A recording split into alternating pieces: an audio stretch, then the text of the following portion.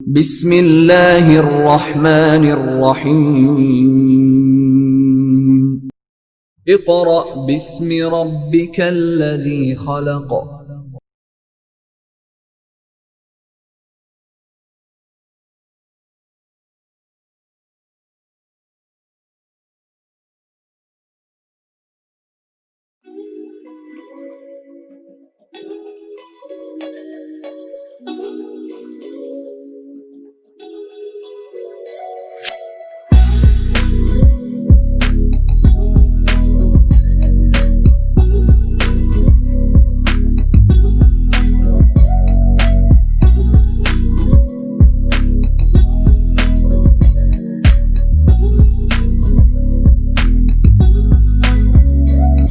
بسم اللہ الرحمن الرحیم۔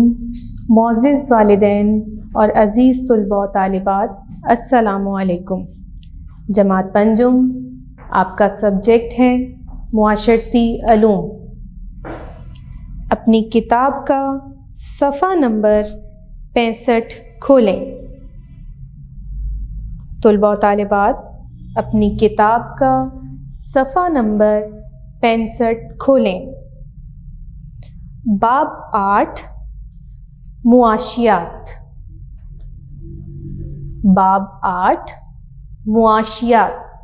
آج ہم نے جو باب پڑھنا ہے، ہمارے سبق کا نام کیا ہے؟ معاشیات۔ معاشیات کسے کہا جاتا ہے؟ معاشیات وہ علم ہے جس میں دولت کی پیدائش اور تقسیم سے بحث کی جاتی ہے، یعنی طلب اور رسد کا مطالعہ کیا جاتا ہے۔ اس کے بارے پڑھا جاتا ہے کہ انسان کس طرح دولت حاصل کرتا ہے اور پھر اپنی زندگی کی ضروریات کو پورا کرنے کے لیے اسے خرچ کرتا ہے۔ ہمارا پہلے دن کا کام ہے طلباء و طالبات، ہم اپنا پہلے دن کا کام شروع کریں گے، اور پہلے دن کا کام ہمارا پڑھائی ہے۔ صفحہ نمبر 65، 66، 67 اور 68۔ ہم کتاب کا صفحہ نمبر 65 سے 68 تک پڑھائی کریں گے پہلے دن میں۔ شروع کرتے ہیں۔ سب سے پہلا جو ہمارا ٹاپک ہے وہ ہے معاشیات کی تعریف، کہ معاشیات کی تعریف کیا ہے، معاشیات کسے کہا جاتا ہے۔ ریڈنگ شروع کرنے سے پہلے طلباء و طالبات، میں امید کرتی ہوں کہ آپ کے ہاتھ میں پینسل یا ہائی لائٹر موجود ہوگا۔ آپ اہم باتوں یا اہم نکات کو انڈر لائن یا ہائی لائٹ کرتے رہیں گے تاکہ آپ کو مختصر سوالات و جوابات، آپشنز، خالی جگہ یا غلط درست فکرات کی نشاندہی اگر اس قسم کے کسی بھی سوال میں آپ سے باب کے اندر سے پوچھ لیا جائے تو آپ کو معلوم ہونا چاہیے۔ شروع کرتے ہیں۔ معاشیات کی تعریف۔ مختلف ماہرین نے معاشیات کی اپنے اپنے انداز میں تعریف اور تشریح کی ہے۔ تشریح کہتے ہیں وضاحت کو، کہ انہوں نے اپنے اپنے انداز میں جو ان کا ایک اندازے کہہ لیں فکر ہے، یعنی سوچنے کا جو انداز ہے، جو بھی یعنی کہ مختلف ماہرین ہیں جس نے جو بھی جج کیا ہوگا، یہ جو بھی اندازہ لگایا، اس لحاظ سے انہوں نے معاشیات کی تعریف کی اور وضاحت کی۔ سب سے پہلا مشہور ماہر معاشیات آدم اسمتھ کے مطابق معاشیات دولت کا علم ہے۔ آپ سے پوچھا جا سکتا ہے کہ معاشیات کی تعریف بیان کریں، یا پھر آپ سے یہ بھی پوچھا جا سکتا ہے کہ آدم اسمتھ کے مطابق معاشیات کی تعریف کیا ہے۔ آدم اسمتھ یہاں اردو میں لکھا گیا ہے لیکن انہیں ایڈم اسمتھ کہا جاتا ہے۔ کیا ان کے مطابق معاشیات کی تعریف ہے؟ معاشیات دولت کا علم ہے۔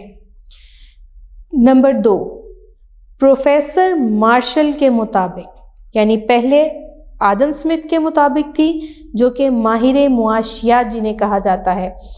نمبر 2 پہ ہیں پروفیسر مارشل، ان کے مطابق معاشیات کی تعریف کیا ہے؟ معاشیات میں انسان کی روزمرہ زندگی کا مطالعہ کیا جاتا ہے کہ انسان کس طرح دولت حاصل کرتا ہے، اس میں خوشی کی زندگی گزارنے کے لیے مادی لوازمات کیسے حاصل کیے جا سکتے ہیں، کہ انسان کی پہلے تو روزمرہ زندگی کے بارے پڑھا جاتا ہے کہ انسان کس طرح دولت حاصل کرتا ہے، مطلب اسٹرگل کر کے، محنت کر کے، اور پھر اس کے بعد وہ اپنی زندگی کو خوشی سے گزارنے کے لیے، ظاہری بات ہے زندگی خوشی سے کب گزرے گی؟ جب اس کی ضروریات پوری ہوں گی، جب اس کو زندگی میں سکون میسر ہوگا، تو وہ اس کو ضروریات کو پورا کرنے کے لیے یا سکون حاصل کرنے کے لیے پھر اس دولت کو کیسے خرچ کرتا ہے۔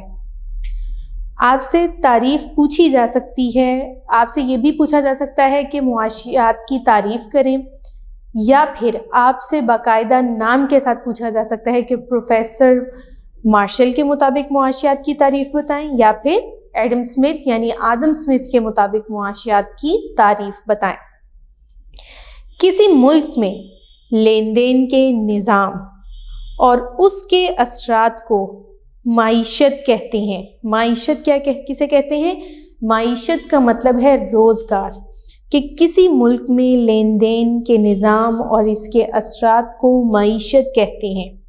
معیشت بنیادی طور پر اشیاء و خدمات کی خرید و فروخت پر مبنی ہوتی ہے، یعنی روزگار جو ہے، ظاہر سی بات ہے اشیاء و خدمات جو خرید و فروخت ہوتی ہے، اشیاء وہ ہیں جیسے ہم نے آپ نے اپنی جماعت چہاروں میں بھی پڑھا ہوگا کہ اشیاء وہ ہیں جو ہم اپنی روزمرہ زندگی میں استعمال کرتے ہیں، وہ ٹھوس اشیاء جنہیں ہم ہاتھ لگا سکتے ہیں، جنہیں ہم استعمال کر سکتے ہیں، جیسا کہ آپ لے لیں میز، کرسی، کتاب، قلم وغیرہ، اس طرح کی اشیاء۔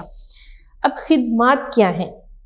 خدمات وہ ہیں جو ہم کسی کی خدمت حاصل کرتے ہیں، جیسا کہ ڈاکٹر کے پاس آپ جاتے ہیں، اس کی فیس پے کرتے ہیں اور ان کی خدمات حاصل کرتے ہیں۔ کیا خدمات ہیں؟ کہ وہ آپ کا علاج کرتے ہیں، وہ آپ کو ادویات دیتے ہیں، انہیں خدمات کہا جاتا ہے۔ جیسے اساتذہ پڑھاتے ہیں تو بظاہر تو آپ کو کوئی ٹھوس شے نہیں دیتے، لیکن یہ ان کی خدمات ہیں جو وہ آپ کو دیتے ہیں، آپ کو اپنی خدمات پیش کرتے ہیں۔ اگلا جو ہمارا ٹاپک ہے وہ ہے عوامی اشیاء اور خدمات۔ عوامی اشیاء اور خدمات یعنی اشیاء اور خدمات کیا ہیں؟ نمبر 1، عوامی اشیاء سے مراد وہ تمام اشیاء اور سہولتیں ہیں جو حکومت اپنے عوام کو بلا تفریق مہیا کرتی ہے، یعنی بغیر فرق کیے۔ ان میں اسکول، ہسپتال، سڑکیں، ڈاک خانہ، پبلک پارک اور سرکاری بینک شامل ہیں۔ ملک کا کوئی بھی شہری ان سہولیات کو استعمال کر سکتا ہے، یعنی عوامی اشیاء سے مراد وہ اشیاء ہیں اور سہولتیں ہیں جو حکومت اپنی عوام کو بغیر کسی فرق کے دیتی ہے۔ یعنی یہ نہیں ہوتا کہ امیر ہے تو امیر اس سہولت کو یا اس شے کو استعمال کرے گا، غریب نہیں کر سکتا، یا صرف غریبوں کے لیے ہے، امیر نہیں، ایسا نہیں ہے۔ یعنی حکومت نے جو گورنمنٹ اسکولز، ہاسپٹلس، سڑکیں، پوسٹ آفس یا پارکس وغیرہ بنائے ہیں، یہ سب کے لیے ہیں، پوری عوام کے لیے ہوتے ہیں۔ اس کو کوئی بھی شہری استعمال کر سکتا ہے، چاہے وہ امیر ہو یا غریب ہو۔ نمبر 2، حکومت کی طرف سے تعلیم، صحت، پولیس اور مسلح افراد سے متعلقہ خدمات کی فراہمی سرکاری خدمات کہلاتی ہیں۔ یعنی حکومت اب فوج اور جو محکمہ صحت ہے، محکمہ تعلیم ہے یا پولیس ہے، تو یہ کیا ہیں؟ یہ ہمیں اپنی خدمات پیش کرتے ہیں، یہ سرحدوں پر اپنے وطن کی حفاظت کرتے ہیں۔ ہم رات کو اپنے گھروں میں بڑے آرام سے پرسکون نیند سوتے ہیں۔ کیسے سو جاتے ہیں؟ کیونکہ ہماری یہ فوج اور یہ جو ہمارے جانباز سپاہی ہیں، یہ سرحدوں پر پوری رات پہرا دیتے ہیں، یہ ہماری حفاظت کے لیے وہاں ہر وقت کھڑے ہوتے ہیں، موجود ہوتے ہیں۔ تو اسی لیے تو ہم اپنے گھروں میں پرسکون زندگی گزارتے ہیں، راتوں کو سکون سے سو جاتے ہیں، اپنی زندگیوں میں مصروف ہیں۔ تو یہ تمام جو خدمات ہیں یہ ہمیں کون مہیا کر رہا ہے؟ ہمیں حکومت کی طرف سے دی جاتی ہیں۔ اہم معلومات: سرکاری پراپرٹی اور خدمات کا معاوضہ حکومت، جبکہ ذاتی اور نجی اشیاء اور خدمات کا معاوضہ ان کے مالکان کی ذاتی آمدنی ہوتا ہے۔ یعنی جو سرکاری ہے جیسے government schools, government colleges, government hospitals, government کے جتنے بھی ادارے ہیں ان کا جو معاوضہ ہے وہ حکومت کا ہوتا ہے۔ لیکن جو کچھ ہوتا ہے جو پرائیویٹ ہیں، جیسے private school, private college, private banks ہوتے ہیں، پرائیویٹ پارکس ہوتے ہیں، پرائیویٹ ہاسپٹلز ہوتے ہیں، تو ان کے جو ہوتے ہیں معاوضے، وہ جن کا وہ ادارہ ہوتا ہے ان کی ملکیت ہوتا ہے، ان کی آمدنی ہوتا ہے۔ آگے ہے جی صفحہ نمبر 66 پر آئیں طلباء و طالبات۔ صفحہ نمبر 66 پہ ہمارا ٹاپک کیا ہے؟ حکومتوں کے ٹیکس اور قرضوں کے لیے اقدامات، کہ ٹیکس اور قرضوں کے لیے حکومت نے کیا اقدامات اٹھائے ہیں۔ اس میں سب سے پہلے جو پوائنٹ ہے وہ ہے ٹیکس۔ اب ٹیکس کیا ہے؟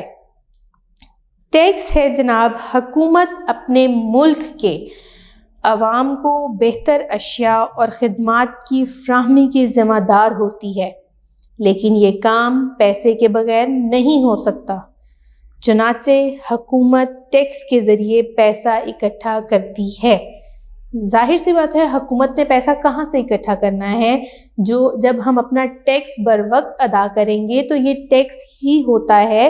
جب ہم اس کو وقت پر ادا کریں گے تو حکومت ہمارے لیے مختلف سہولیات میسر کرتی ہے۔ پھر ٹیکس سے مراد وہ کٹوتی ہے جو حکومت متعلقہ افراد اور اداروں سے ان کی آمدنی پر ایک خاص شرح سے وصول کرتی ہے۔ یعنی مثال کے طور پر اگر 100 روپے کمائے ہیں تو اس میں سے حکومت کہے گی کہ ٹھیک ہے آپ 3 روپے ہمیں دے دیں، مطلب 3 روپے حکومت کو دے دیں، تو وہ ایک خاص شرح سے وہ جو آمدنی ہوتی ہے اس میں سے ایک خاص شرح سے حکومت ٹیکس وصول کرتی ہے۔ آگے ہے جی ٹیکس کی اقسام، یعنی ٹیکس کی بھی کچھ اقسام ہیں، اور وہ کون کون سی ہیں؟ Number 1 property tax, number 2 income tax, number 3 sales tax, number 4 برآمدی اور درآمدی ٹیکس، نمبر 5 ایکسائز ڈیوٹی، اور نمبر 6 سرچارج۔ اب سب سے پہلا ہے جی پراپرٹی ٹیکس۔ پراپرٹی ٹیکس کیا ہوتا ہے؟ یعنی جیسے آپ کی کوئی پراپرٹی ہے، کوئی جائیداد وغیرہ ہے، تو اس پر کچھ ٹیکس ہوتا ہے جو حکومت وصول کرتی ہے، لیکن یہ صوبائی حکومت، کچھ ٹیکس ایسے ہیں جو صوبائی حکومت وصول کرتی ہے اور کچھ ٹیکس ایسے ہیں جو وفاقی یعنی مرکزی حکومت وصول کرتی ہے۔ اس کے بعد ہے انکم ٹیکس۔ انکم ٹیکس ہے آمدنی پر جو سرکاری محصول ہوتا ہے، یعنی ابھی جو ہم نے پڑھا کہ آمدنی پر ایک خاص شرح سے ٹیکس وصول کرتی ہے۔ سیلز ٹیکس، جو اشیاء ہم یا جو پروڈکٹس خریدتے ہیں اس پہ آپ دیکھیں کہ قیمت اگر انہوں نے 12 روپے لکھی ہوئی ہے تو اس پہ انہوں نے 2 روپے سیلز ٹیکس لکھ کے 14 روپے کی ہمیں دے دیتے ہیں، اسے کہا جاتا ہے۔ برآمدی اور درآمدی ٹیکس۔ اب برآمدی کیا ہے؟ سب سے پہلے تو برآمد کا مطلب اور درآمد کا مطلب ہم جانیں گے۔ برآمد کہتے ہیں وہ اشیاء جو ہم اپنے ملک میں مطلب اپنے ملک سے دوسرے ملک کو بھیجتے ہیں، یعنی کچھ اشیاء جو ہمارے ملک میں جن کی پیداوار زیادہ ہے تو وہ اور دوسرے ممالک میں نہیں ہیں، اور ان اشیاء کو ہم ان ممالک کو بیچتے ہیں، تو وہ کیا ہوئیں؟ برآمدات۔ اور درآمدی اشیاء کون سی ہیں؟ جو ہم منگواتے ہیں، جیسے کچھ اشیاء ہمارے پاس نہیں ہیں، ہمیں باہر کے ملک سے خریدنی پڑتی ہیں، جس میں کچھ مشینری اور ادویات یا پیٹرولیم مصنوعات وغیرہ شامل ہیں جو ہم خریدتے ہیں، تو وہ درآمدات یعنی درآمدی اشیاء کہلاتی ہیں۔ اب برآمدی اور درآمدی ٹیکس یعنی چیزیں بیچنے، بھیجنے اور منگوانے پر tax. Excise duty. Excise duty جیسے بجلی یا ٹیلی فون وغیرہ کے بل میں آپ نے دیکھا ہوگا اس قسم کا جو ٹیکس ہوتا ہے اسے ایکسائز ڈیوٹی کہا جاتا ہے اور یہ فیڈرل گورنمنٹ جو ہے وہ وصول کرتی ہے. اور اب نمبر 6 سرچارج. سرچارج کہتے ہیں جرمانہ یا اضافی پیسے، جیسے بجلی کا بل اگر لیٹ ہو جائے تو جرمانے کے ساتھ جو جمع کروایا جاتا ہے اسے سرچارج کہا جاتا ہے. آگے ہے جی ہمارا ٹاپک حکومتی قرضے. حکومتی قرضے کیا ہیں؟ پاکستان ایک ترقی پذیر ملک ہے. طلباء و طالبات، یہاں آگے جانے سے پہلے آپ کو بتاتی چلوں کہ آپ سے ٹیکس کی تعریف اور یہ پوچھا جا سکتا ہے کہ ٹیکس کی اقسام کون کون سی ہیں، کتنی اقسام ہیں اور کون کون سی ہیں ان کے نام بتائیں. تو لہٰذا اس کو ہائی لائٹ کر لیں کہ آپ سے مختصر سوالات میں پوچھا جا سکتا ہے. جی، حکومتی قرضے. پاکستان ایک ترقی پذیر ملک ہے. ملک میں سرکاری اشیاء اور خدمات فراہم کرنے اور چھوٹے بڑے نئے منصوبوں کے لیے روپے کی ضرورت ہوتی ہے. حکومت یہ رقم ٹیکس لگا کر جمع کرتی ہے، لیکن اگر ٹیکس سے یہ رقم پوری نہ ہو تو حکومت کو قرضہ لینا پڑتا ہے. یعنی پاکستان ایک ترقی یافتہ ملک ہے اور ملک میں مختلف سرکاری اشیاء اور خدمات فراہم کرنے کے لیے کئی منصوبے بنانے پڑتے ہیں اور ان منصوبوں کو پورا کرنے کے لیے پیسوں کی ضرورت ہوتی ہے. اب حکومت مختلف طریقوں سے ٹیکس لیتی ہے عوام سے، لیکن اب اس ٹیکس کے ذریعے ہی اس رقم کو اکٹھا کیا جاتا ہے، لیکن اگر ٹیکس کے ذریعے یہ رقم پوری نہ ہو تو حکومت کو کیا کرنا پڑتا ہے؟ قرض لینا پڑتا ہے، قرضہ لینا پڑتا ہے. ترقی یافتہ ممالک چھوٹے ملکوں کو قرضہ دیتے ہیں، یعنی جو ترقی یافتہ جن کے پاس اتنا موجود ہو وہ پھر چھوٹے ممالک کو قرضہ دیتے ہیں. عالمی بینک اور ایشیائی ترقی یافتہ بینک بھی کئی ترقی پذیر ملکوں کو قرضہ دیتے ہیں، یعنی جو عالمی بینک ہیں اور ایشیائی بینک ہیں وہ بھی قرضہ دیتے ہیں. ایک اچھا شہری ہونے کی حیثیت سے ہمارا فرض ہے کہ ہم تمام ٹیکس بروقت اور ایمانداری سے ادا کریں تاکہ حکومت اپنا نظام صحیح طریقے سے چلا سکے، عوام کو اشیاء فراہم کر سکے اور ہمارا ملک قرضوں کے بوجھ سے نجات پا سکے. جی، ایک اچھا شہری ہونے کی حیثیت سے ہم سب کا فرض ہے طلباء و طالبات، یہ ہمارا فرض ہے کہ ہم ٹیکس وقت پر اور ایمانداری کے ساتھ ادا کریں، کیونکہ میں نے آپ کو بتایا کہ حکومت عوام سے جو ٹیکس اکٹھا کرتی ہے، جو رقم ٹیکس کی صورت میں اکٹھی ہوتی ہے وہ ہمیں ہی بہتر سہولیات میسر کرنے پر لگائی جاتی ہیں. تو اگر ہم اپنا ٹیکس بروقت ادا کریں گے تو ایک تو ہمارے ملک کو قرضوں سے نجات ملے گی اور ہمیں بہتر سہولیات ملیں گی. آگے ہے جی برآمدات اور درآمدات. برآمدات اور درآمدات. برآمدات اور درآمدات کیا ہیں؟ ابھی ہم نے ادھر جب میں نے آپ کو ٹیکس کی اقسام بتائیں تو بتایا تھا، لیکن اب اس کے بارے تفصیل سے پڑھتے ہیں. نمبر 1، ایسی تمام اشیاء جو ہم دوسرے ممالک کو بیچتے ہیں برآمدات کہلاتی ہیں. مثال کے طور پر چاول، روئی کی گانٹھیں، پھل، سوتی دھاگا، سوتی کپڑا اور کھیلوں کا سامان وغیرہ ہماری اہم برآمدات ہیں. یعنی ایسی تمام اشیاء جو ہم دوسرے ملکوں کو بیچتے ہیں. ان میں کون کون سی ہیں؟ اسے ایکسپورٹس بھی کہا جاتا ہے. آپ نے پڑھا ہوگا امپورٹ اینڈ ایکسپورٹس. تو برآمدات کیا ہیں؟ برآمدات ایکسپورٹس ہیں. برآمدات جو ہیں وہ ایکسپورٹس ہیں اور درآمدات کیا ہیں؟ امپورٹس ہیں. درآمدات وہ ہیں جو ہم دوسرے ممالک سے منگواتے ہیں اور برآمدات جو ہم بیچتے ہیں، جس میں چاول، روئی، پھل اور اناج، کپاس، سیمنٹ وغیرہ یہ جو ہیں یہ تمام اشیاء برآمدات ہیں. نمبر 2، ایسی تمام اشیاء جو ہم دوسرے ممالک سے خریدتے ہیں درآمدات کہلاتی ہیں. باہر کے ممالک سے خریدی جانے والی مشینری، ادویات، کاریں، ہوائی جہاز، پیٹرولیم مصنوعات، ریل کے انجن وغیرہ ہماری درآمدات ہیں۔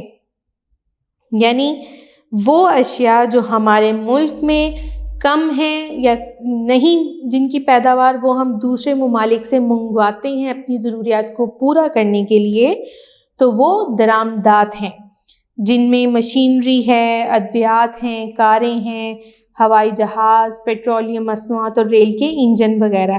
اب اس میں یہ ہے کہ ادویات ضروری نہیں کہ تمام ادویات ہی وہاں سے منگوائی جاتی ہوں، چند ادویات ایسی ہوتی ہیں جو ہمارے ملک میں اگر نہیں ہیں تو وہ ہمیں باہر سے امپورٹ کرنی پڑتی ہیں۔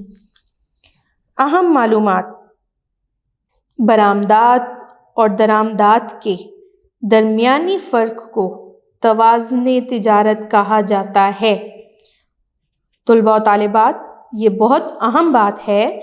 آپ سے پوچھا جا سکتا ہے کہ توازن تجارت کسے کہا جاتا ہے، یا آپ سے پوچھا جا سکتا ہے کہ برآمدات اور درآمدات کے درمیانی فرق کو کیا کہا جاتا ہے۔ تو برآمدات اور درآمدات کے درمیانی فرق کو توازن تجارت کہا جاتا ہے، یعنی بیلنس آف ٹریڈ۔ توازن تجارت کا کیا مطلب ہے؟ Balance of trade. توازن تجارت۔ اب توازن تجارت کیا ہے؟ توازن تجارت کو انگلش میں ہم کہتے ہیں بیلنس آف ٹریڈ۔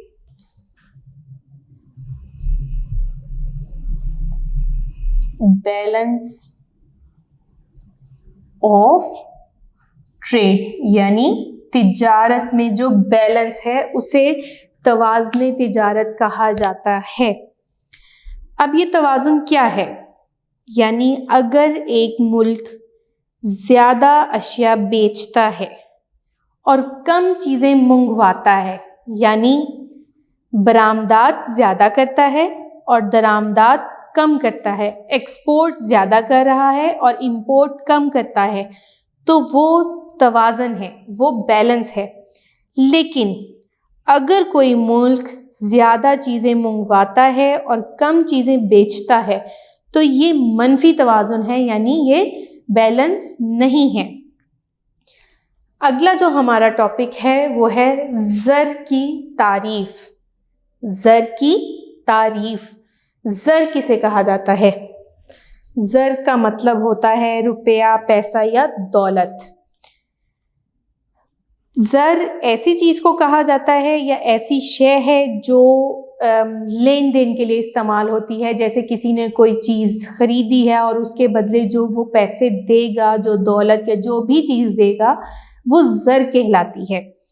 زر کی تعریف پڑھتے ہیں۔ عام حالات میں روپیہ، پیسہ یا دولت کو زر کہا جاتا ہے، لیکن زر سے مراد ایک ایسی شے ہے جو لین دین کے طور پر استعمال کی جا سکے اور سب کے لیے قابل قبول ہو۔ مختلف ماہرین معاشیات نے زر کی تعریف اپنے اپنے انداز سے کی ہے۔ پروفیسر واکر کے مطابق ہر وہ چیز جو زر کے فرائض انجام دے زر کہلائے گی، یعنی ہر وہ چیز جو زر کے فرائض یعنی جو لین دین کے طور پر استعمال ہو سکے، جس میں روپیہ، پیسہ، سونا، چاندی وغیرہ شامل ہیں، وہ زر کہلائے گی۔ اس وقت ہم کاغذی زر استعمال کرتے ہیں۔ جب ہم کوئی چیز خریدنا چاہتے ہیں تو دکاندار کو اس چیز کی قیمت کے مطابق کاغذی نوٹ دیتے ہیں اور وہ ہمیں ہماری مطلوبہ چیز دے دیتا ہے۔ اسی طرح بینکوں سے حاصل ہونے والے چیک اور پرائز بانڈز وغیرہ بھی بطور زر استعمال کیے جاتے ہیں۔ یعنی جب ہم نے کوئی چیز خریدنی ہوتی ہے تو ہم کاغذی نوٹ ہی استعمال کر رہے ہیں نا، تو ہم کاغذی نوٹ 100 کا نوٹ ہے، 50 کا نوٹ ہے، 10 کا ہے، 20 کا ہے، تو ہم کیا کرتے ہیں، ہم نوٹ جو ہے وہ دکاندار کو دیتے ہیں اور اس سے چیز خرید لیتے ہیں۔ تو یہ اور وہ پھر ہمیں ہماری جو مطلوبہ چیز جو ہم نے خریدی ہوتی ہے وہ ہمیں دے دیتا ہے۔ اس کے علاوہ جو چیک اور پرائز بانڈ ہیں وہ بھی زر کے طور پر استعمال کیے جاتے ہیں۔ اگلا جو ہمارا ٹاپک ہے وہ ہے زر کا ارتقاء۔ ارتقاء کا کیا مطلب ہے؟ ارتقاء کا مطلب ہے تبدیلی، ترقی یا عروج، کہ کیسے کیسے وقت کے ساتھ ساتھ جیسے جیسے وقت گزرتا گیا تو کیا تبدیلی آتی گئی زر میں، اس کے بارے پڑھتے ہیں۔ شروع میں انسان کی ضروریات محدود تھیں، لیکن وقت کے ساتھ ساتھ ضروریات زندگی میں اضافہ ہوتا گیا اور ایک دوسرے پر انحصار بڑھنے لگا۔ جب انسان کو اپنی ضروریات کو پورا کرنے کے لیے دوسروں سے اشیاء لینا پڑیں تو زر کی ضرورت محسوس ہوئی تاکہ اشیاء کا آپس میں آسانی سے تبادلہ کیا جا سکے۔ اب کیا ہے کہ پہلے وقتوں میں انسان کی خواہشات، ضروریات کم تھیں، محدود تھیں۔ کیا تھا کہ صرف انسان کو یہ ہوتا تھا کہ کھانے کے لیے روٹی، پہننے کے لیے کپڑا اور رہنے کے لیے گھر چاہیے تھا، رہائش چاہیے تھی۔ لیکن جیسے جیسے وقت گزرتا گیا، سائنس نے ترقی کی، انسان کی خواہشات بڑھتی چلی گئیں، ضروریات بڑھتی گئیں، تو اب انسان کو اپنی ضروریات کو پورا کرنے کے لیے کیا کرنا پڑا؟ دوسروں سے اشیاء خریدنا پڑتی تھیں، لینا پڑتی تھیں۔ تو پھر انہیں زر کی ضرورت محسوس ہوئی کہ کس طریقے سے ایک دوسرے سے چیزوں کا تبادلہ کر کے ہم اپنی مطلوبہ چیز حاصل کر سکتے ہیں۔ پہل چیزوں کا ایک دوسرے کے ساتھ تبادلہ شروع کیا گیا۔ مثلاً جو شخص گندم پیدا کرتا وہ گندم دے کر دوسرے شخص سے کپڑا لے لیتا، لیکن تبادلے کے اس نظام میں بہت سے مسائل تھے۔ یعنی ایک شخص کو تو گندم چاہیے تھی، ایک شخص تو گندم پیدا کرتا لیکن وہ پھر گندم دے کر دوسرے شخص سے کپڑا لے لیتا، تو اس میں کیا مسئلہ پیش آیا کہ سب سے پہلے تو گندم والے شخص کو وہ شخص ڈھونڈنا پڑتا تھا جو گندم لے کر کپڑا دے سکے۔ یعنی وہ جس کو گندم بیچ رہا ہے، آیا اس کو گندم کی ضرورت ہے یا نہیں؟ مطلب اگر ہم دو افراد ہیں، آپ کے پاس کتاب ہے اور میرے پاس کاپی ہے، مثال کے طور پر آپ کے پاس کتاب ہے، میرے پاس کاپی ہے۔ اب آپ کو کاپی کی ضرورت ہے لیکن مجھے کتاب کی ضرورت نہیں، مجھے ضرورت ہوگی پینسل کی، مجھے ضرورت ہو کلرز کی۔ تو اب آپ تو میرے معیار پہ نہیں ہے، مطلب آپ میری ضرورت تو پوری نہیں کر رہے، تو میں آپ سے تبادلہ نہیں کر سکوں گی کیونکہ مجھے تو پینسل کی یا کلرز کی ضرورت ہے۔ ہاں، آپ کو مجھ سے کاپی مل جائے گی لیکن وہ اسی صورت میں ملے گی جب آپ کے پاس پینسل یا کلر موجود ہوگا۔ تو یہ اس قسم کے مسائل جو تھے وہ پیش آئے کہ آیا دوسرے شخص کو گندم کی ضرورت ہے یا اس کے پاس کپڑا موجود ہے، پھر کتنی گندم کے بدلے میں کتنا کپڑا دیا جائے، کہ کتنے کلو گندم دے اور پھر کتنے گز کپڑا، یعنی کتنی گندم کے بدلے کتنا کپڑا۔ اس کے علاوہ بہت ساری اشیاء ایسی تھیں جن کی تقسیم ناممکن تھی۔ مثلاً اگر ایک شخص کے پاس گائے ہے اور اسے جوتوں کی ضرورت ہے تو پوری گائے کے بدلے میں تو ایک جوڑا جوتے نہیں لیے جا سکتے اور گائے کو چھوٹے چھوٹے حصوں میں تقسیم کرنا بھی ناممکن ہے۔ جی، اب گائے تو اتنی بڑی ہوتی ہے اور ایک جوتی کے لیے یعنی ایک جوڑا جوتے کے لیے تو وہ اپنی گائے تو پہلے قربان نہیں کرے گا، یا وہ یہ تو نہیں کہے گا کہ تم پوری گائے لے لو، مجھے یہ جوڑا جوتے کا دے دو، ایسے تو نہیں ہو سکتا تھا۔ اور نہ وہ اپنی گائے کو قربان کر کے تو اس کو وہ حصوں میں رکھ سکتا تھا کہ جی اتنا حصہ تم لے لو، یہ بھی نہیں ہو سکتا تھا، اس کا باقی گوشت خراب ہو جاتا۔ تو یہ تمام مسائل تھے جو اس سلسلے کو ناممکن بنا رہے تھے، مشکل بنا رہے تھے، جس سے مسئلے پیدا ہو رہے تھے۔ ان مشکلات پر قابو پانے کے لیے ایسی شے کی تلاش شروع کی گئی جو سب کے لیے قابل قبول ہو اور اسے تقسیم کرنا بھی ممکن ہو.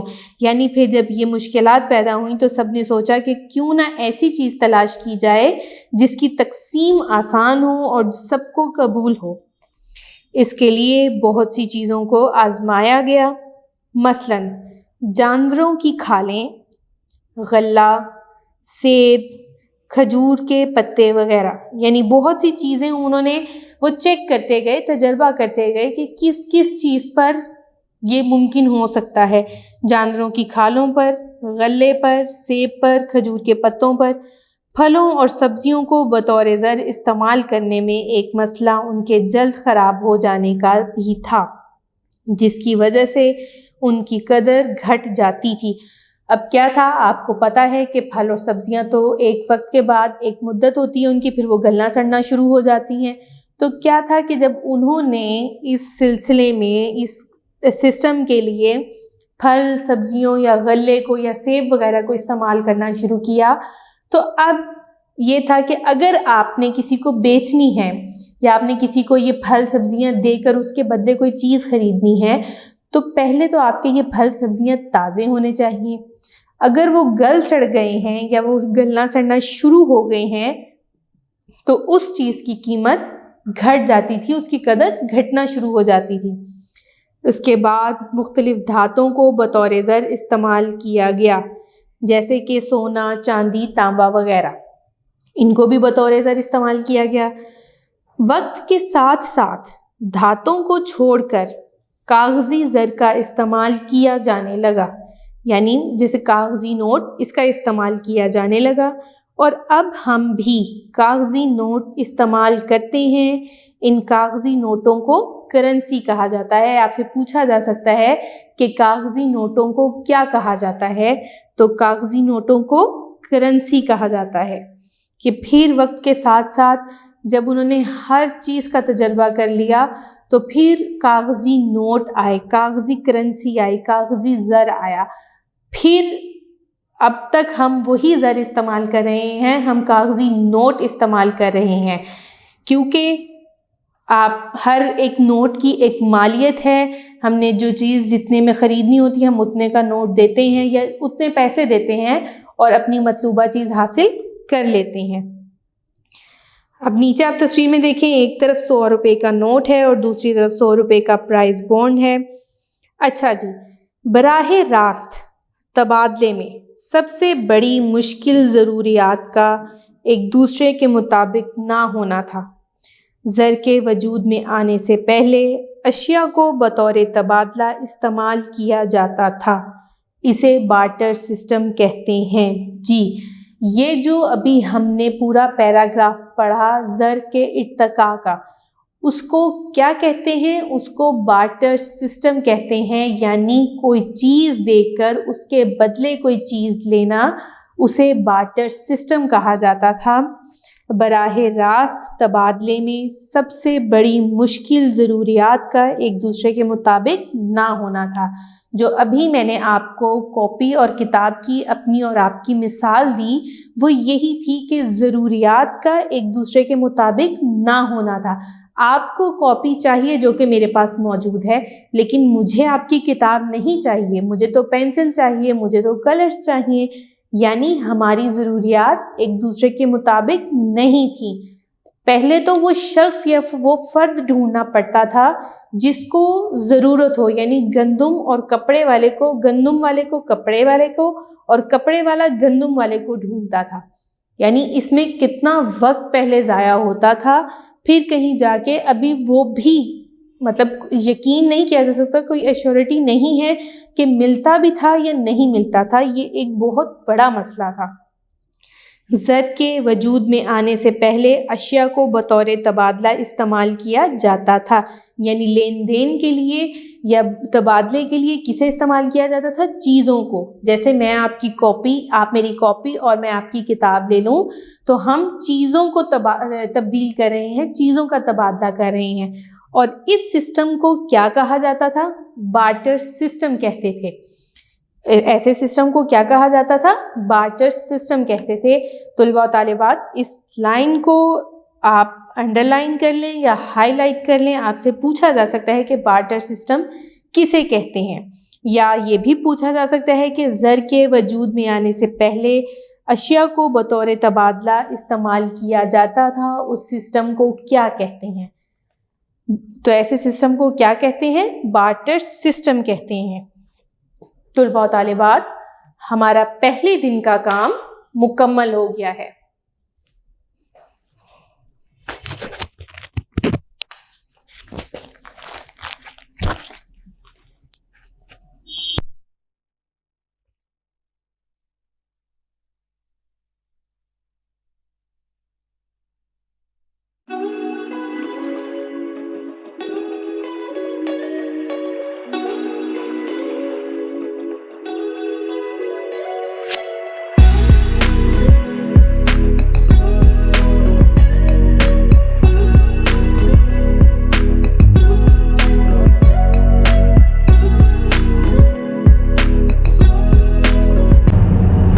طلباء و طالبات، اب ہم اپنا دوسرے دن کا کام شروع کریں گے۔ اپنی کتاب کا صفحہ نمبر 68 کھولیں۔ صفحہ نمبر 68، ہمارا ٹاپک ہے مختلف ممالک کی کرنسی۔ مختلف ممالک کی کرنسی یعنی مختلف ممالک میں کون سی کرنسی استعمال ہوتی ہے۔ ہر ایک ملک کی اپنی اپنی کرنسی ہوتی ہے اور اس کے مختلف نام ہوتے ہیں، اس کے بارے جانتے ہیں۔ دنیا کی ہر ملک کی اپنی کرنسی ہے اور ہر ملک نے اپنی کرنسی کا ایک نام رکھا ہوا ہے۔ جیسے سعودی عرب کی کرنسی کا نام ریال ہے، برطانیہ کی کرنسی کو پاؤنڈ اور امریکہ کی کرنسی کو امریکن ڈالر کہتے ہیں۔ ہماری کرنسی کا نام روپیہ ہے۔ طلباء و طالبات، میں امید کرتی ہوں آپ کے پاس پینسل یا ہائی لائٹر موجود ہوگا تاکہ آپ اہم بات کو یا اہم نکات کو انڈر لائن کریں یا ہائی لائٹ کریں۔ تو یہاں پر آپ سے پوچھا جا سکتا ہے کہ سعودی عرب کی کرنسی کا نام کیا ہے، یا کسی بھی ملک کی کرنسی کا نام آپ سے مختصر سوالات میں یا آپشنز میں پوچھا جا سکتا ہے۔ جب کوئی ملک کسی دوسرے ملک سے چیز خریدتا ہے تو عموماً اس کی ادائیگی برآمدی ملک کی کرنسی میں کی جاتی ہے یا پھر ایسی کرنسی میں کی جاتی ہے جو برآمدی ملک کے لیے قابل قبول ہو، جیسے ڈالر، یورو وغیرہ۔ یعنی جب کوئی ملک کسی دوسرے ملک سے چیز خریدتا ہے تو جو ادائیگی ہے وہ اس ملک کے حساب سے ہوگی جو چیز بیچ رہا ہے، یا پھر اس ملک کے حساب سے ہوگی، اس کرنسی میں ہوگی جو برآمدی ملک کے لیے قابل قبول ہو۔ اس لیے بین الاقوامی تجارت میں ملکی درآمد کنندگان کو غیر ملکی اشیاء کی خریداری کے لیے اپنی کرنسی برآمدی ممالک کی کرنسیوں میں تبدیل کروانی پڑتی ہے۔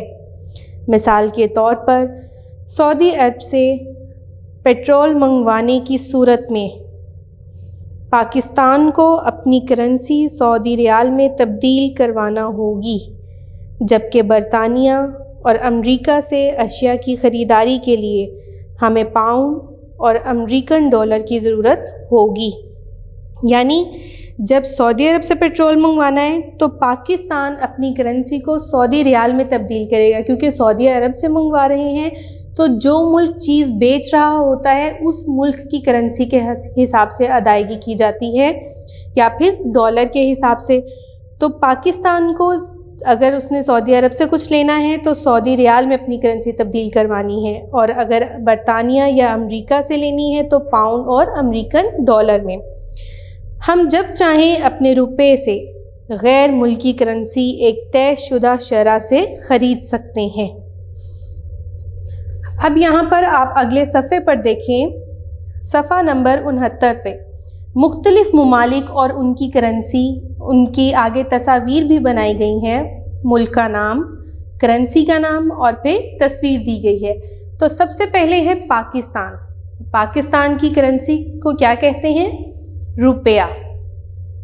पाकिस्तान की करेंसी रुपया। आगे है सऊदी अरब, और सऊदी अरब की करेंसी का क्या नाम है? रियाल, रियाल। नंबर 3 पे है चीन, चीन की करेंसी का नाम है युआन। नेक्स्ट अमेरिका, अमेरिका की करेंसी को क्या कहा जाता है? डॉलर। अमेरिकन करेंसी का क्या नाम है? डॉलर। बरतानिया, बरतानिया की करेंसी को कहते हैं पाउंड स्टर्लिंग, पाउंड स्टर्लिंग। मुत्तहिदा अरब अमारात, दिरहम। यूरोपीय यूनियन, यूरो, यूरोपीय यूनियन की करेंसी का क्या नाम है? यूरो। और तुर्की की लेरा। ये तो थी मुख्तलिफ ममालिक और उनकी करेंसी के नाम।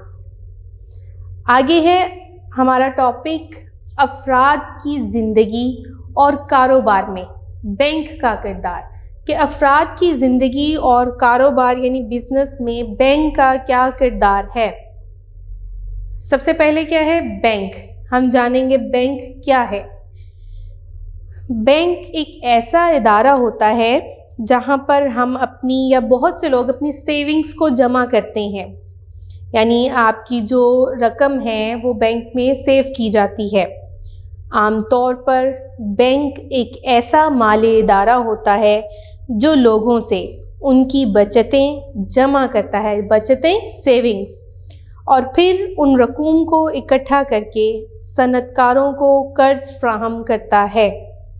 अपने हिस्से का मुनाफा रख कर बाकी मुनाफा बैंक उन लोगों में तकसीम कर देता है जिन लोगों ने ये पैसे बैंक में जमा करवाए होते हैं। यानी बैंक जो सेविंग्स लेता है, उन सेविंग्स को, उस रकम को इकट्ठा करके सनतकारों को या जो भी बिजनेसमैन होते हैं जिन्होंने कारोबार करना हो उनको कर्जा देते हैं, कर्ज फ्राहम करते हैं। फिर उस जो भी मतलब उस पे मुनाफा होता है, जो भी उन्होंने कारोबार किया होता है, उस पे जो प्रॉफिट होता है, जो अर्निंग होती है, वो अपने हिस्से का बैंक रखता है और फिर बाकी जो होता है मुनाफा वो उन लोगों में तकसीम कर दिया जाता है जिन्होंने बैंक में पैसे जमा करवाए होते हैं। यहाँ आपसे बैंक की तारीफ़ पूछी जा सकती है।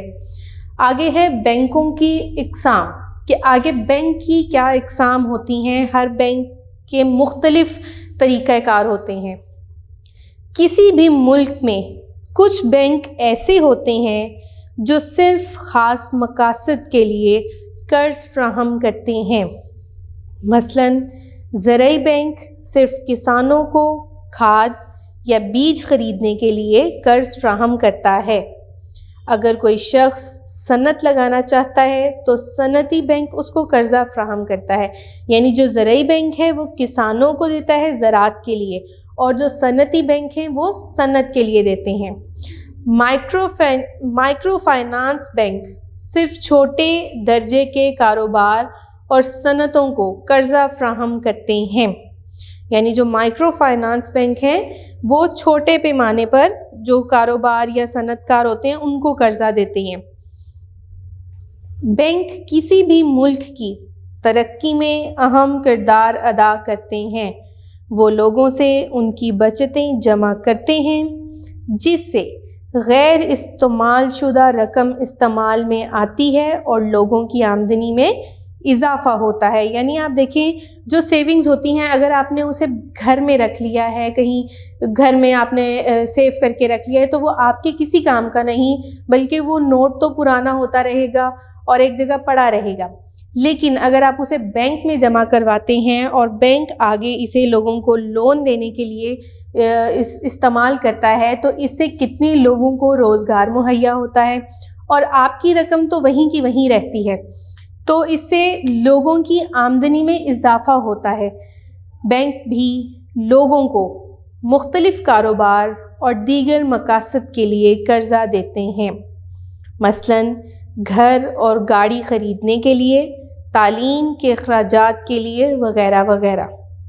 बैंक तरक्याती मंसूबों की तकमील के लिए कर्ज़े फ्राहम करते हैं और मुआशी अमल को जारी रखने के लिए معیشت کے تمام منصوبوں کو ترجیحی بنیادوں پر قرضے فراہم کرتے ہیں، یعنی ترقیاتی منصوبوں کو مکمل کرنے کے لیے بینک قرضے دیتے ہیں، اور اس پروسیس کو یعنی معاشی عمل کا جو پروسیس ہے اس کو جاری رکھنے کے لیے وہ تمام منصوبوں کو ترجیح یعنی کہ وہ پریفرنس دیتے ہیں کہ ان کو قرضے فراہم کیے جائیں۔ بینک لوگوں کو پیسہ بچانے کی ترغیب دیتے ہیں، یعنی سیونگز کی تلقین کرتے ہیں، اور بچتوں کی اہمیت اجاگر کرنے کے لیے مختلف پالیسیاں وضع کرتے ہیں، یعنی ظاہر کرتے ہیں، تاکہ سرمایہ کاری کے لیے رقوم فراہم کی جا سکیں اور معاشی ترقی کا عمل رکنے نہ پائے۔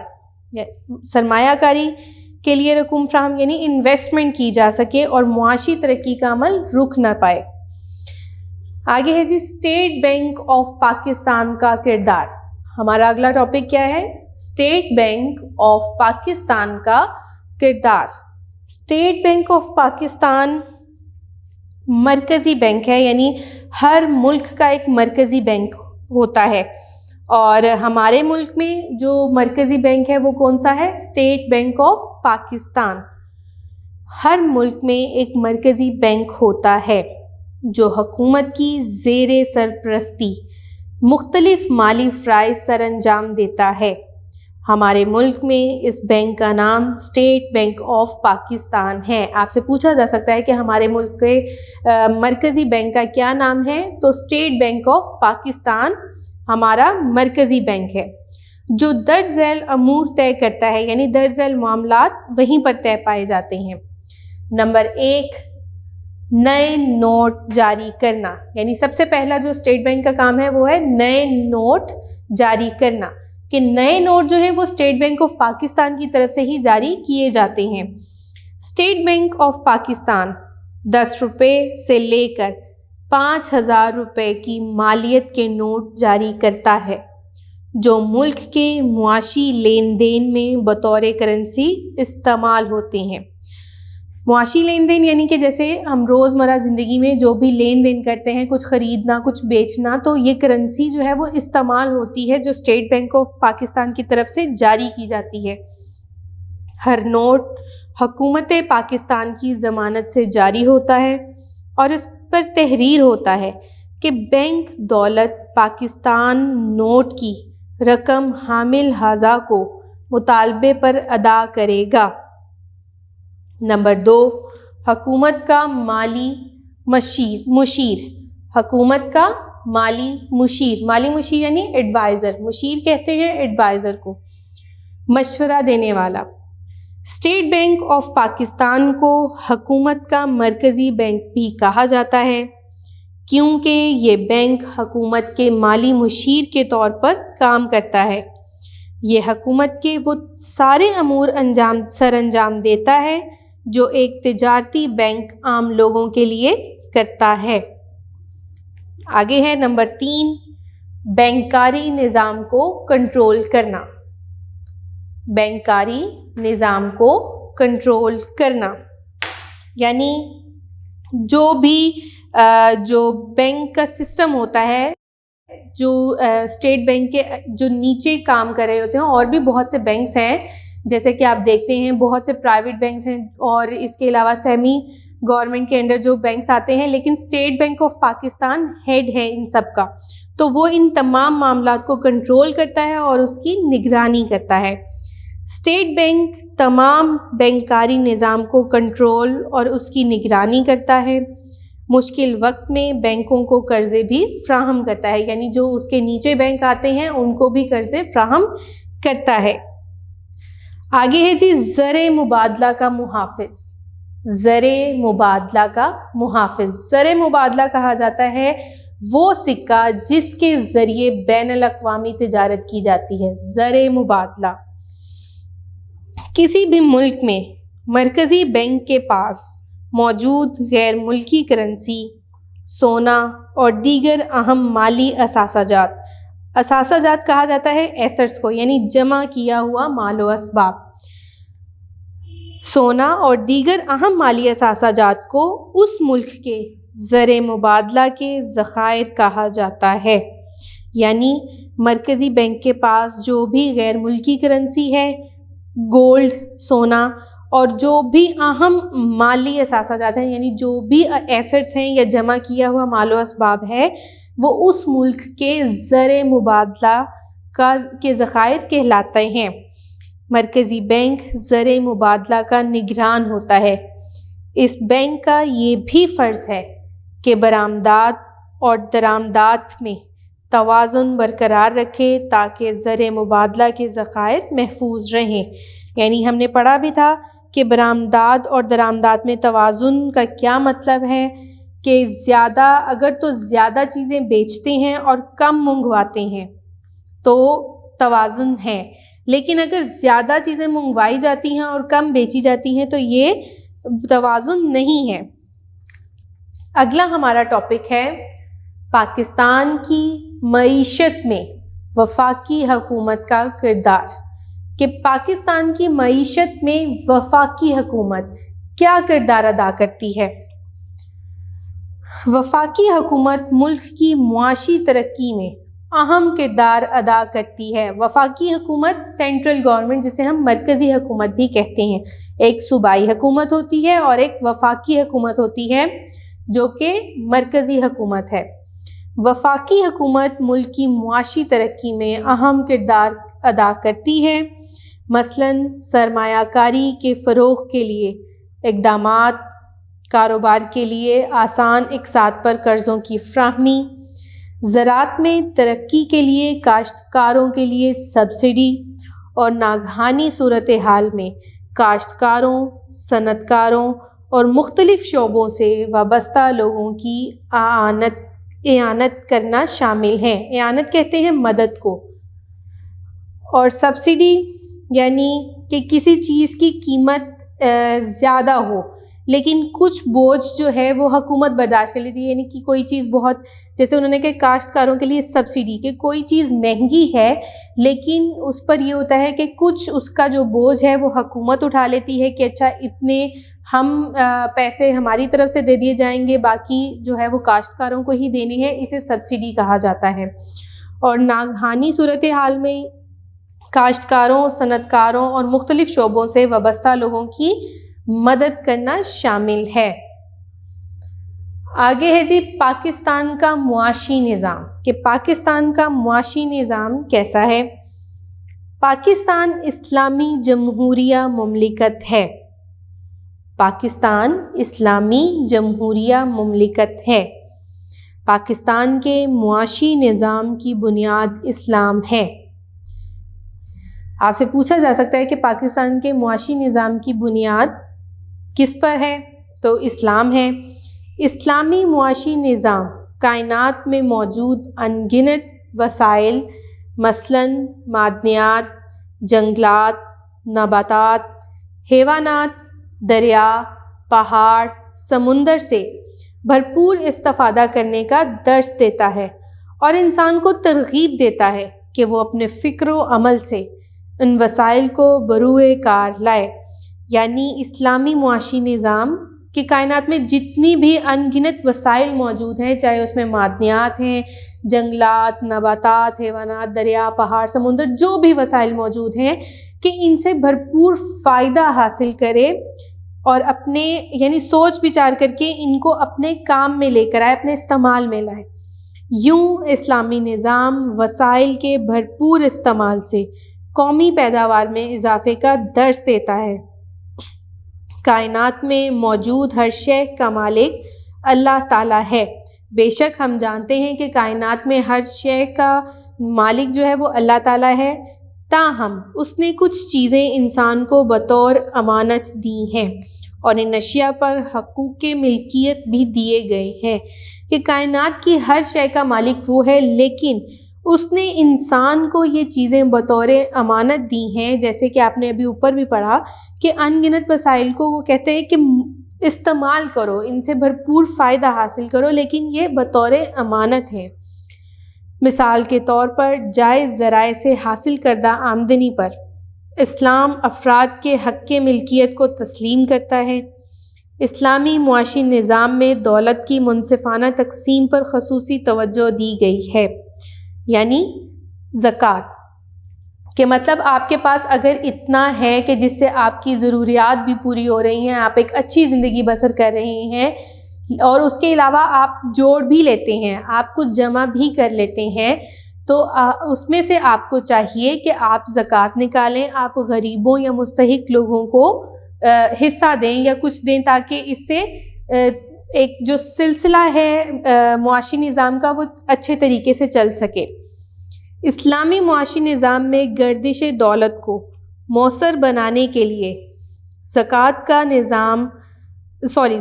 کے نظام کے ذریعے دولت کے ارتکاز کو روکا گیا ہے، یعنی جیسے بھی ہم نے پڑھا کہ دولت کی منصفانہ یعنی برابر تقسیم پر توجہ دی گئی ہے، تو اس کے لیے کیا ہے کہ اس کے لیے زکوٰۃ کے نظام کو متعارف کروایا گیا کہ اسلام نے زکوٰۃ کو ایک رکن بنا دیا کہ اس کے ذریعے دولت جمع کرنے سے منع کیا گیا ہے۔ اسلام کے معاشی نظام میں سود لینے اور دینے کی سخت ممانعت ہے، یعنی منع کیا گیا ہے۔ اسلام بلا سود بینکاری نظام کی تاکید کرتا ہے، یعنی اسلام ہمیں درس دیتا ہے کہ بغیر سود پہ نہ پیسے دیں یا نہ لیں، معاشی نظام سود پر مت چلایا جائے، اور زکوٰۃ کے نظام کو اسی لیے متعارف کروایا گیا یا رکن بنایا گیا تاکہ دولت جمع نہ کی جائے بلکہ سب میں برابر تقسیم کی جائے۔ طلباء و طالبات، ہمارا دوسرے دن کا کام مکمل ہو گیا ہے۔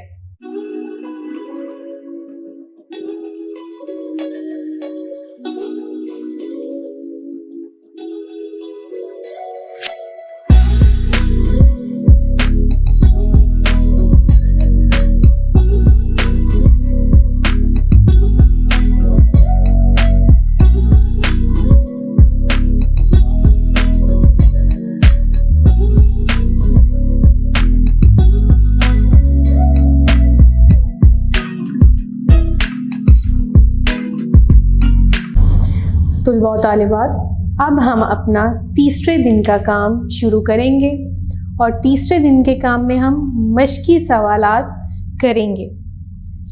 اپنی کتاب کا صفحہ نمبر 72 کھولیں۔ طلباء و طالبات، اپنی کتاب کا صفحہ نمبر 72 کھولیں۔ پہلا سوال ہے مختصر سوالات کے جوابات دیں۔ پہلا سوال ہے مختصر سوالات کے جوابات دیں۔ سب سے پہلا سوال ہے عوامی اشیاء سے کیا مراد ہے، یعنی ان سوالات کے ہم نے مختصر جواب دینے ہیں، اور ہمارا پہلا سوال ہے عوامی اشیاء سے کیا مراد ہے۔ جواب: عوامی اشیاء سے مراد وہ تمام اشیاء اور سہولتیں ہیں جو حکومت اپنے عوام کو بلا تفریق مہیا کرتی ہے۔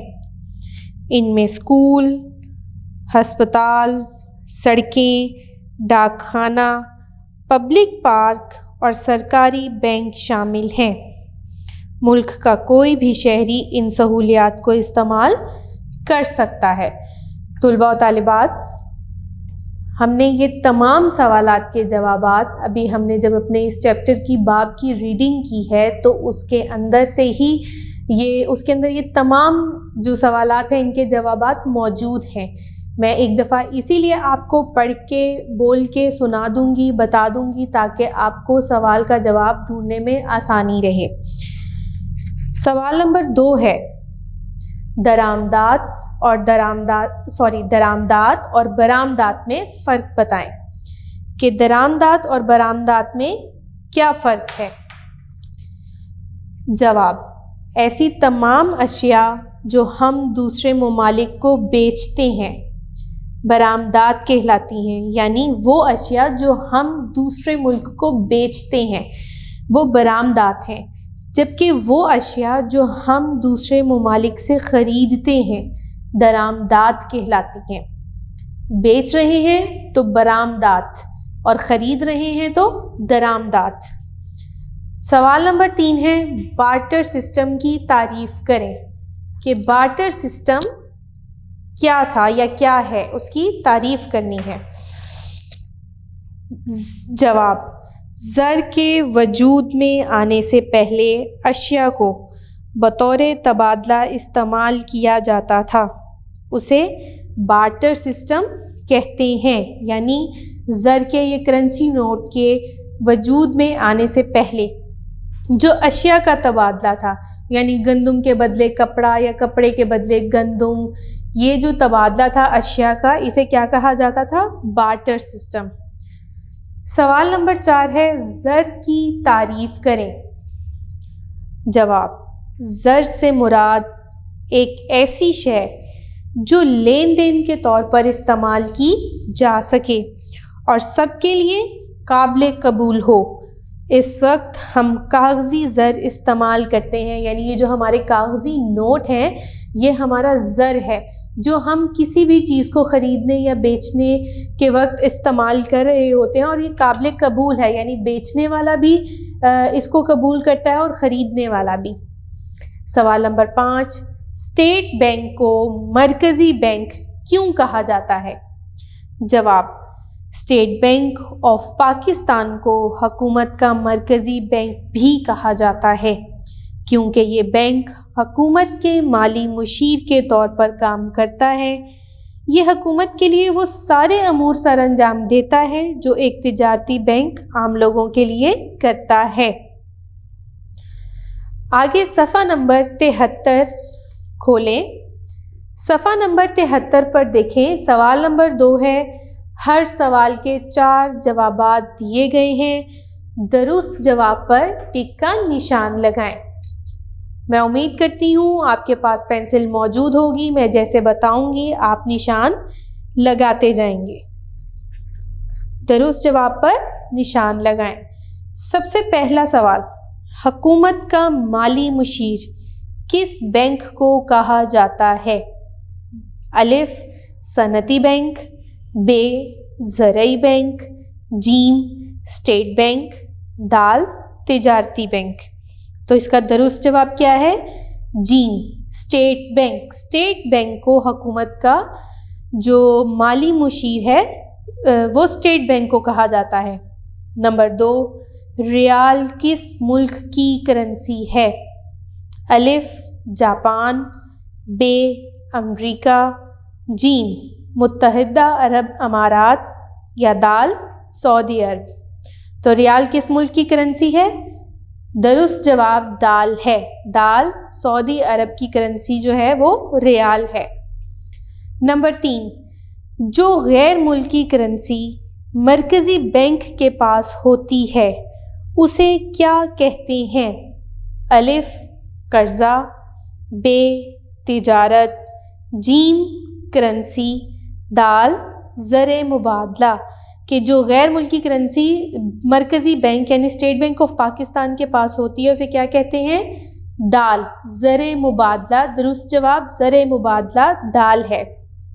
نمبر 4، ایک شے کا دوسری شے کے عوض تبادلہ کیا کہلاتا ہے؟ ایک شے کا دوسری شے کے عوض تبادلہ کیا کہلاتا ہے؟ الف معاشی نظام، ب خریداری، جیم بارٹر سسٹم، دال زر۔ تو ایک شے کا دوسری شے کے عوض تبادلہ کیا کہلاتا ہے؟ جیم بارٹر سسٹم۔ نمبر 5، دولت کے مطالعہ کے علم کو کیا کہتے ہیں؟ دولت کے مطالعہ کے علم کو کیا کہتے ہیں؟ الف سیاسیات، ب عمرانیات، جیم معاشیات، دال ریاضیات۔ تو اس کا درست جواب کیا ہے؟ جیم معاشیات۔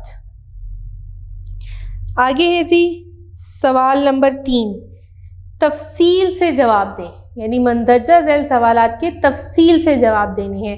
سب سے پہلا سوال ہے، بینک کی تعریف اور اقسام بیان کریں، کہ بینک کی تعریف پہلے بتائیں اور اقسام بتائیں۔ تو جواب میں پہلے آپ نے بینک کی تعریف لکھنی ہے کہ عام طور پر بینک ایک ایسا مالی ادارہ ہے جو لوگوں سے ان کی بچتیں جمع کرتا ہے اور پھر ان رقوم کو اکٹھا کر کے صنعت کاروں کو قرض فراہم کرتا ہے۔ اپنے حصے کا منافع رکھ کر باقی منافع بینک ان لوگوں میں تقسیم کر دیتا ہے جن لوگوں نے یہ پیسے بینک میں جمع کروائے ہوتے ہیں۔ آگے پھر آپ نے بینکوں کی اقسام لکھنی ہے کہ کسی بھی ملک میں کچھ ایسے بینک ہوتے ہیں جو صرف خاص مقاصد کے لیے قرض فراہم کرتے ہیں۔ اب اس میں ہم نے کون کون سے پڑھے تھے؟ زرعی بینک، یہ بینک صرف کسانوں کو کھاد یا بیج خریدنے کے لیے قرض فراہم کرتا ہے۔ پھر نمبر 2 پہ آپ ہیڈنگ دیں گے صنعتی بینک کی، کہ صنعتی بینک اگر کوئی شخص صنعت لگانا چاہتا ہے تو صنعتی بینک اس کو قرضہ فراہم کرتا ہے۔ نمبر 3 پہ آپ ہیڈنگ دیں گے مائکرو فائنانس بینک، یہ بینک صرف چھوٹے درجے کے کاروبار اور صنعتوں کو قرضہ فراہم کرتے ہیں۔ اب اس کے علاوہ باقی بینک لوگوں کی بچتیں جمع کرتے ہیں، بینک لوگوں کو مختلف کاروبار اور دیگر مقاصد جیسا کہ گھر اور گاڑی خریدنے کے لیے یا تعلیم کے اخراجات کے لیے بھی قرضہ فراہم کرتے ہیں۔ آگے ہے سوال نمبر 2، ٹیکس کی تعریف اور بتائیں کہ ٹیکس دینا کیوں ضروری ہے۔ تو سب سے پہلے تو ٹیکس کی تعریف کریں گے کہ حکومت اپنے ملک کے عوام کو بہتر اشیاء اور خدمات کی فراہمی کے ذمہ دار ہوتی ہے، لیکن یہ کام پیسے کے بغیر نہیں ہو سکتا۔ چنانچہ حکومت ٹیکس کے ذریعے پیسہ اکٹھا کرتی ہے۔ ٹیکس سے مراد وہ کٹوتی ہے جو حکومت متعلقہ افراد اور اداروں سے ان کی آمدنی پر ایک خاص شرح سے وصول کرتی ہے۔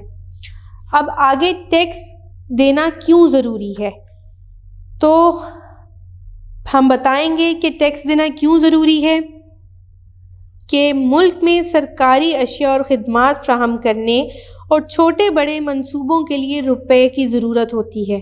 حکومت یہ رقم ٹیکس لگا کر جمع کرتی ہے، لیکن اگر ٹیکس سے یہ رقم پوری نہ ہو تو حکومت کو قرضہ لینا پڑتا ہے۔ ترقی یافتہ ممالک چھوٹے ملکوں کو قرضہ دیتے ہیں۔ ایک اچھا شہری ہونے کی حیثیت سے ہمارا فرض ہے کہ ہم تمام ٹیکس بروقت اور ایمانداری سے ادا کریں تاکہ حکومت اپنا نظام صحیح طریقے سے چلا سکے، عوام کو اشیاء فراہم کر سکیں اور ہمارا ملک قرضوں کے بوجھ سے نجات حاصل کر سکے۔ تیسرا سوال ہے پاکستان کی اہم درآمدات اور برآمدات کے نام لکھیں کہ پاکستان کی اہم درآمدات اور برآمدات کون کون سی ہیں۔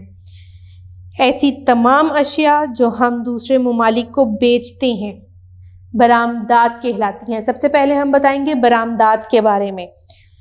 مثال کے طور پر چاول، روئی کی گانٹھیں، پھل، سوتی دھاگا، سوتی کپڑا اور کھیلوں کا سامان وغیرہ ہماری اہم برآمدات ہیں۔ پھر آ جائیں درآمدات کی طرف کہ ایسی تمام اشیاء جو ہم دوسرے ممالک سے خریدتے ہیں درآمدات کہلاتی ہیں۔ باہر کے ممالک سے خریدی جانے والی مشینری، ادویات، کاریں، ہوائی جہاز، پیٹرولیم مصنوعات، ریل کے انجن وغیرہ ہماری درآمدات ہیں۔ سوال نمبر 4 ہے اسٹیٹ بینک آف پاکستان کے فرائض لکھیں کہ اسٹیٹ بینک آف پاکستان کے کیا فرائض ہیں۔ جواب: ہر ملک میں ایک مرکزی بینک ہوتا ہے جو حکومت کی زیر سرپرستی مختلف مالی فرائض سر انجام دیتا ہے۔ ہمارے ملک میں اس بینک کا نام اسٹیٹ بینک آف پاکستان ہے اور اس کے مندرجہ ذیل فرائض ہیں۔ نمبر 1، نئے نوٹ جاری کرنا کہ اسٹیٹ بینک جو ہے وہ نئے نوٹ جاری کرتا ہے جو ملک کے معاشی لین دین میں بطور کرنسی استعمال ہوتے ہیں اور ہر نوٹ حکومت پاکستان کی ضمانت سے جاری ہوتا ہے۔ نمبر 2، حکومت کا مالی مشیر۔ اسٹیٹ بینک آف پاکستان کو حکومت کا مرکزی بینک بھی کہا جاتا ہے۔ کیوں؟ کیونکہ یہ حکومت کی مالی مشیر کے طور پر کام کرتا ہے۔ یہ حکومت کے لیے وہ سب کام انجام دیتا ہے جو ایک تجارتی بینک عام لوگوں کے لیے کرتا ہے۔ نمبر 3، بینکاری نظام کو کنٹرول کرنا۔ اسٹیٹ بینک تمام بینکاری نظام کو کنٹرول اور اس کی نگرانی کرتا ہے۔ مشکل وقت میں بینکوں کو قرضے بھی فراہم کرتا ہے۔ نمبر 4، زر مبادلہ کا محافظ۔ کسی بھی ملک میں مرکزی بینک کے پاس موجود غیر ملکی کرنسی، سونا اور دیگر اہم مالی اثاثہ جات اس ملک کے زر مبادلہ کے ذخائر کہا جاتا ہے۔ مرکزی بینک زر مبادلہ کا نگران ہوتا ہے اور اس کا یہ بھی فرض ہے کہ برآمدات اور درآمدات میں توازن برقرار رکھے تاکہ زر مبادلہ کے ذخائر محفوظ رہیں۔